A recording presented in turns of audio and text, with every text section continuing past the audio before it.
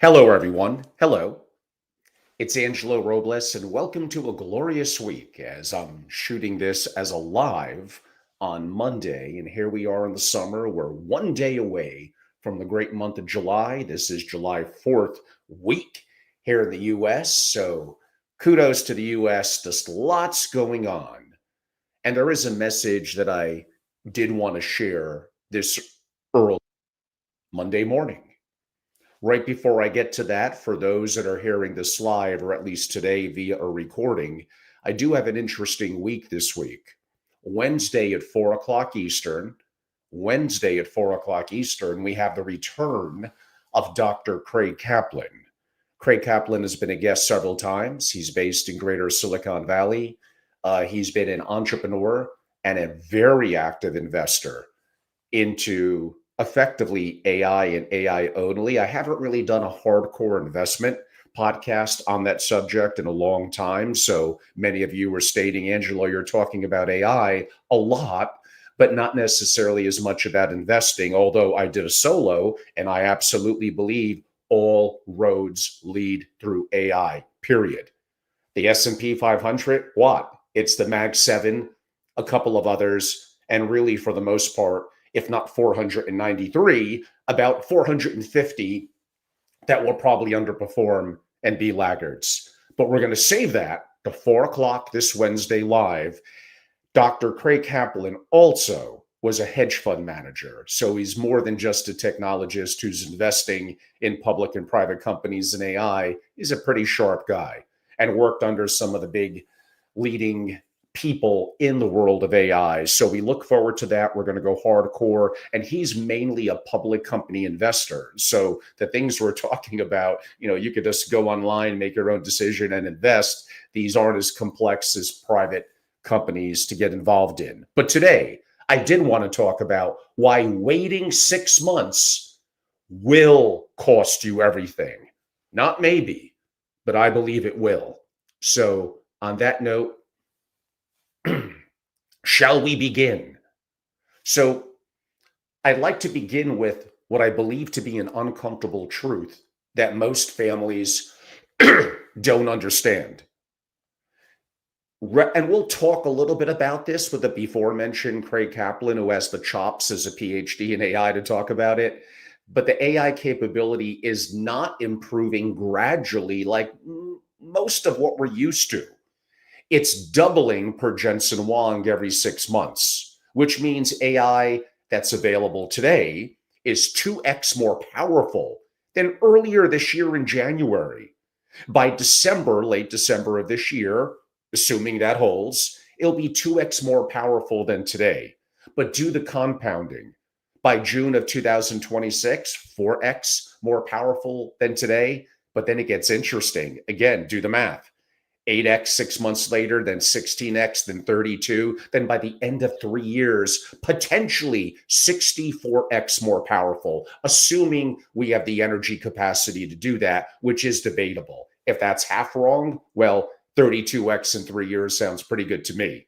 But here's what really matters. The families learning to use these tools now will have months or years of experience when AI does become more powerful under their belts and a head start.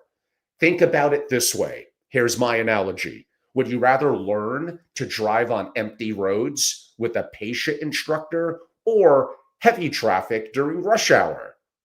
The families starting today get to learn while AI is somewhat manageable and build the skills that compound as the technology improves.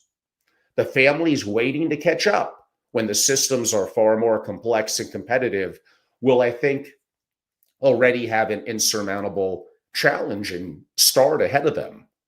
So let me get into some actual reasons. We're going to dive pretty deep here. Why the early mover edge is actually permanent. So part of it is a learning curve advantage. Early adopters are learning while AI is still, like I said, easy to master. They build institutional knowledge as the technology evolves. Late adapters face steeper learning curves with more complex systems. 2, talent acquisition. The best AI talent joins families at least already committed to the transformation. And rising executives, talent in the family office community, this is going to simply be more attractive. Iron sharpens iron, the best and the focus of your goals will attract the best. Late movers fight for second tier talent at premium prices. Three, and I think this one is huge, cultural integration. Early families develop AI native thinking more organically. Late families struggle with change, management, and resistance. You also have what I would define, and others have spoken about it, as network effects. Early adapters create partnerships and intelligence sharing with other advanced families. Late adapters are sometimes excluded from these elite networks. They may have too much catch up to do. Now, I'm going to talk about something that might even be bigger than the couple of areas I focused on, and that's going to be mindset and culture. So the real battleground, and I have lived through it, I'm seeing it, I'm hosting these master classes, I'm talking to families. The real battleground is absolutely huge and overlooked. It's AI native versus the majority as an AI resistant culture. So early adopter family offices, here's what they think. How can AI solve or really help to solve this? Default thinking. But this is a team excited to augment their capabilities, continuous experimentation, optimization. AI becomes integrated into that identity. Now let's talk about the late adapter, or really not at all at the moment. We've always done it this way. That's known as default resistance. The team is threatened by change, worried about job security, fighting cultural battles while competitors advance. AI feels foreign and imposed. The cultural compound effect. Early families compound AI advantages daily through culture. Late families fight internal resistance while trying to catch up technically. You can buy technology, but you can't really buy 18 months of cultural adaptation. I understand ego, ignorance, and fear. And those are all real, all have impacted me over the years. And fear is legitimate, I understand. But putting your head in the sand over something that is just so obvious is absolutely the wrong approach. I want you to have incredible security at your position in the family office, the world of finance, whatever it may be servicing the community. If you don't see that what I'm describing is so obvious that there is no stopping this train. Now, some of you may get cute with that, and Taiwan gets invaded, nuclear war around the world. Sure. Excluding that, and I guess those are on the table, there's no stopping this train. It's going to be impactful to everything. And we'll get into with Dr. Kaplan on Wednesday some of the societal big picture. He has some unique thoughts about AI safety. We'll talk a little bit about the US and China, obviously investing. And again, he's a former hedge fund manager, and his main focus is on investing primarily in public companies. So in some ways, even more convenient. We'll actually break down each of the Mag 7, but certainly others, Palantir and others as well. So like, I just feel that at times in this early stage, especially in the family office community, I'm not even sure it's the first inning. It's more singing the national anthem. So my international people will have no idea basically what I just said. Like, it's early, but now is the time. It's the mindset and the cultural development. And I think it's being gravely underestimated in families, with the elders of the families and with the leaders in many companies from family offices in the world of finance. You have to begin to embrace the mindset and the cultural perspective. You need to take the actions to move forward.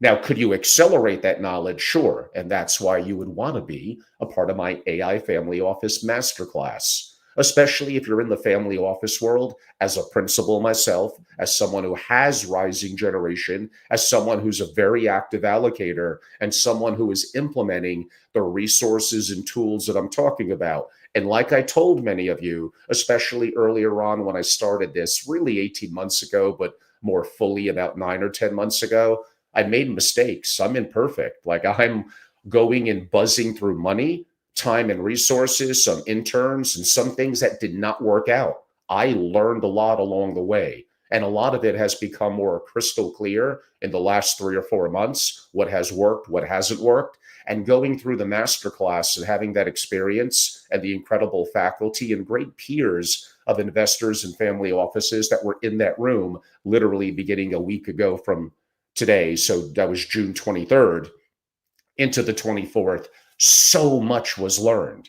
And yes, some of you heard that, really, did you actually get a piece of paper or a napkin and draw something out and using a multimodal platform, be able to illustrate that and create an app from that based on the idea that would be beneficial from an investing perspective? The answer is yes. Was it the most incredible thing ever invented and is going to change the dynamics of family offices forever? No, but it illustrates with no coding, with someone like me who's 60 and is not necessarily native with technology. If I could do it, you could do it.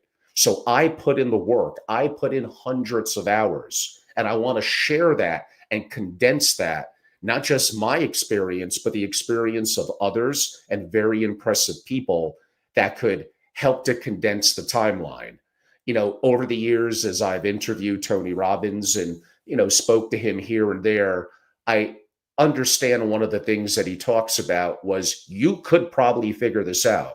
It just, where are you going to find the time? And it may take you years, and you're going to have some trial and error. Or you could skip ahead of the line, which is going to cost money. I get it. But have that opportunity to have condensed knowledge and work hands-on from your perspective. And is that worth it? Is that going to save you years? Is that going to save you months? If it only saves you arguably weeks, is it still worth it? I think it is, but maybe I'm conflicted. So I hope you enjoyed a little bit of my sequilatory today, which was more mindset and cultural, but I think it went a little deeper than that. And I think these are the important things that you have to think about within the family office and really finance and broadly anything to do with the family office ecosystem. And the ones that are perhaps most impacted, those that service like legal, accounting, and others, you're going to have to make these adaptations too. Everything that you know is changing. I don't want to use the verbiage that I may have used before. Everything that you know is coming to an end, but everything eventually comes to an end. We need to constantly iterate and adapt, especially in today's world. And again, I go back to, it's nothing special about me. I just happen to be obsessed with what I do. I put in the time and I'm resilient. Every one of you probably is more talented. This is an opportunity for you to accelerate, to, as a family, gain an edge that early mover advantage may not be able to overcome by others that may be even better and smarter if they're going to take so long and bureaucratic to get to that. So again, I know many of you think I've been really pounding the AI bandwagon from all perspectives very hard, and I have. And I have lots of thoughts about it and more to come. And hopefully things that you're learning from, even that I'm giving away free here and in others, and the investment conversation we're having in a day or two, and other conversations I have coming up. But I go back to what I said.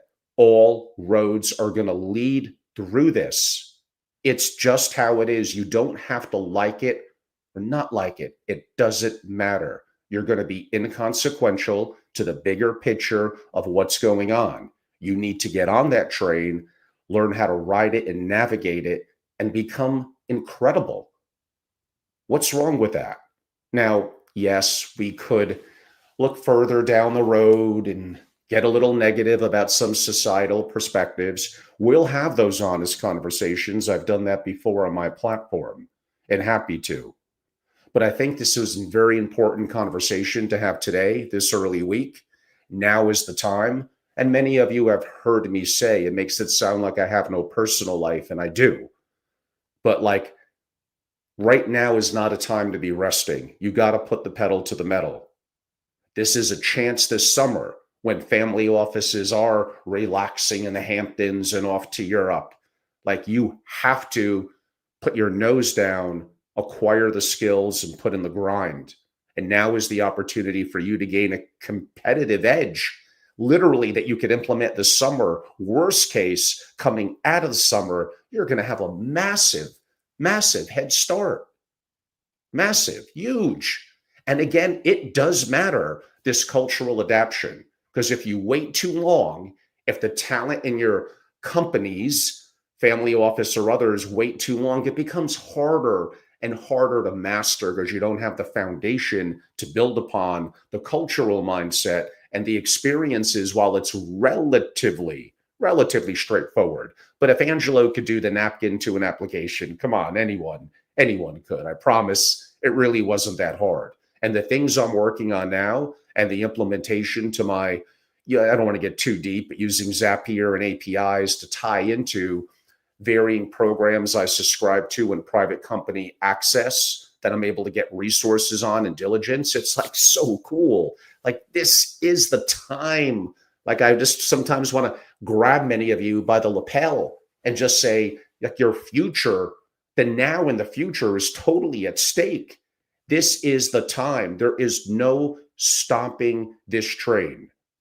I am going to be proven to be 100% correct about this. 100%.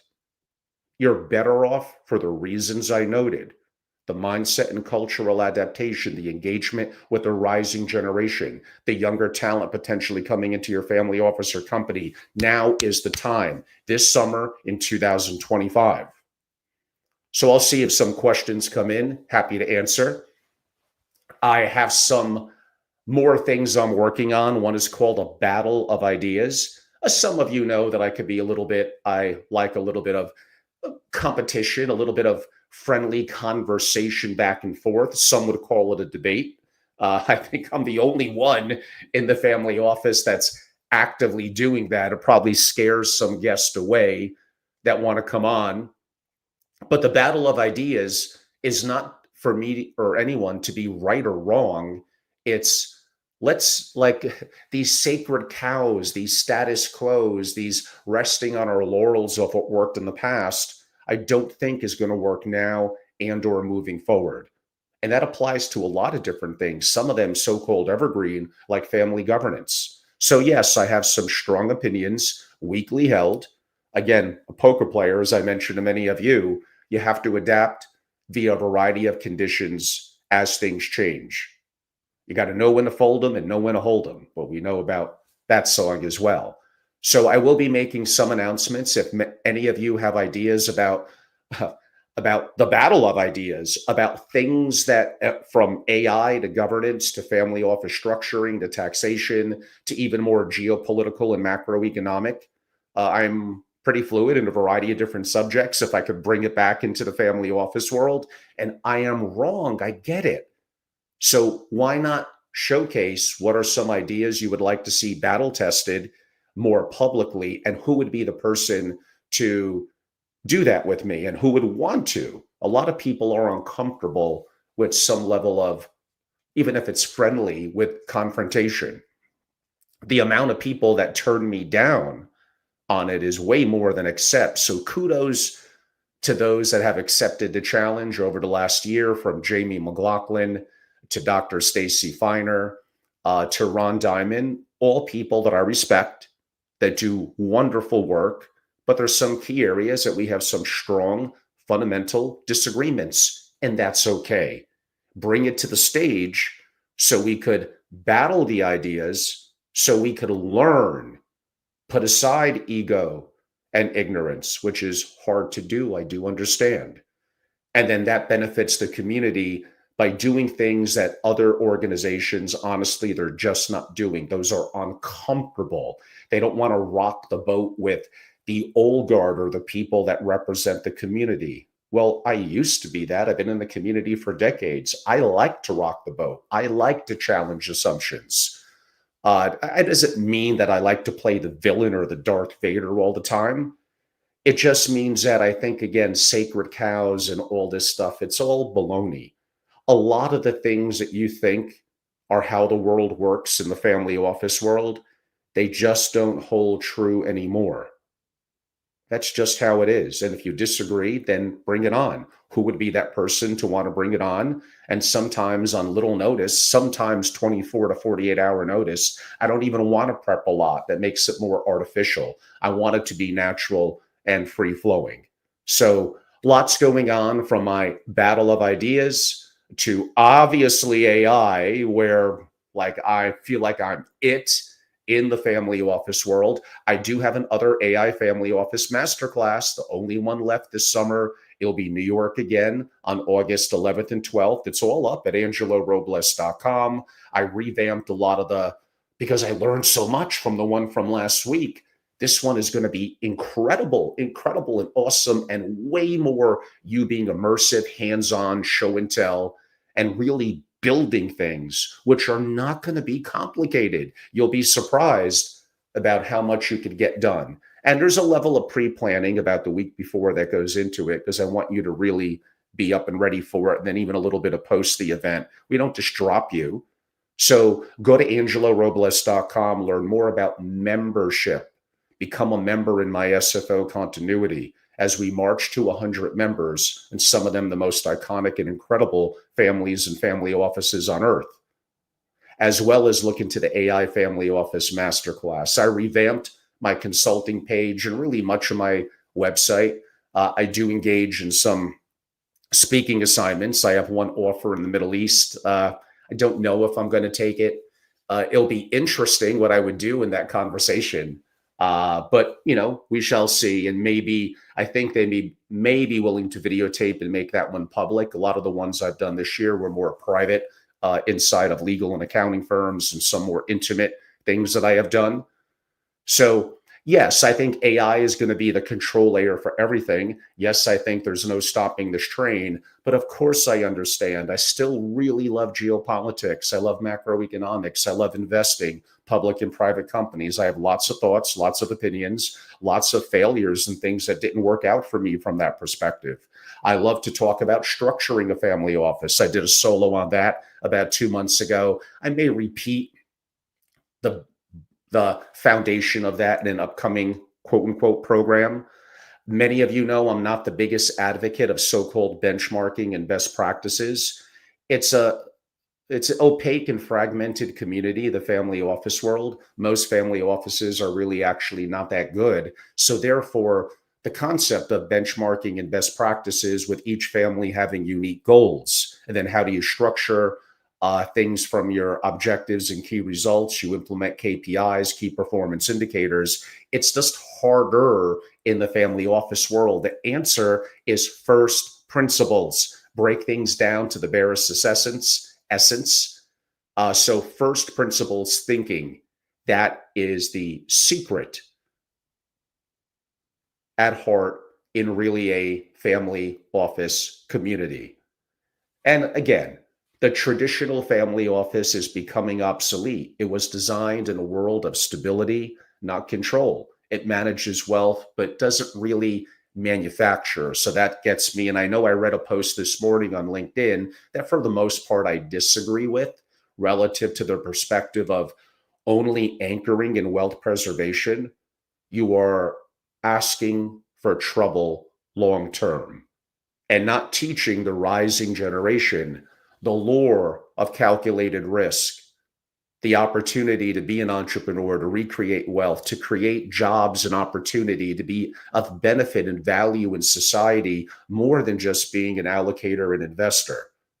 Now, there's a whole bunch of reasons I have around this. And also, one of the reasons why I'm one of the few people that disagrees with a lot of the common thought in family governance in the community. To me, it often adds more layers of system and bureaucracy and slows things down. I want to remove bottlenecks in the family and family office. I want to focus on the most important things. Yes, the big picture of 1 year, 3 years, and 5 years, but who knows on that, especially in today's world? What's the most important thing I need to get done today? And am I letting distractions get in my way, which the vast majority of you are? At the heart, I'm really a practice management expert. Well, ooh, I hate that word. Sorry.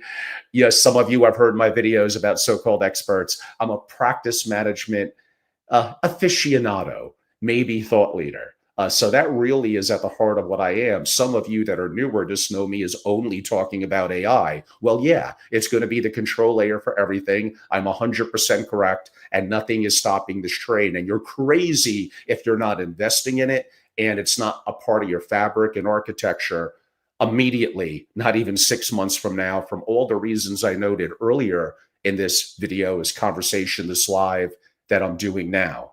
But I'm far deeper than that. I've been in this community for decades. So from structuring the tax issues to investing to geopolitics to macroeconomics to really everything. And there are some times when benchmarking and best practices are good. They're just, broadly speaking, not as good as first principles thinking. And the advent, from my perspective, of practice management within the family office begins there. And I think that's a very important aspect and a part of this community. Like I said, there's some incredible people that I have learned so much for, some of them that go back further than me, some more my contemporary with about my 20 years, and some newer, because I don't want to get anchored in old thinking. So people from outside the community that are younger, dynamic, that think about things differently, kudos. We don't have enough of that in the family office community. That's been generally a really big problem. It gets anchored in the old guard where you just take anything that they say on face value and don't challenge it. And they don't want to be challenged. And a lot of them honestly kind of quasi crumble under some level of scrutiny and challenge anyway, which goes back to what I mentioned a second ago and shot a video on the so-called expert that's entrenched in protecting the status quo and doesn't want you to challenge their assumptions. So I have a whole bunch of additional thoughts about that, but we'll save that for a different time. So this summer, no rest for the weary. You better jump on the AI train. The old guard is giving you horrific and wrong information. I'm right, they're wrong, and that's just the way it is. And yes, you should be a part of my membership community. You should jump into the masterclass. I know I'm a little bit of a premium, but you get what you pay for, and the quality of peers, hands-on direct work with me, and effectively what I would define in that example as an AI family office masterclass is my faculty is invaluable.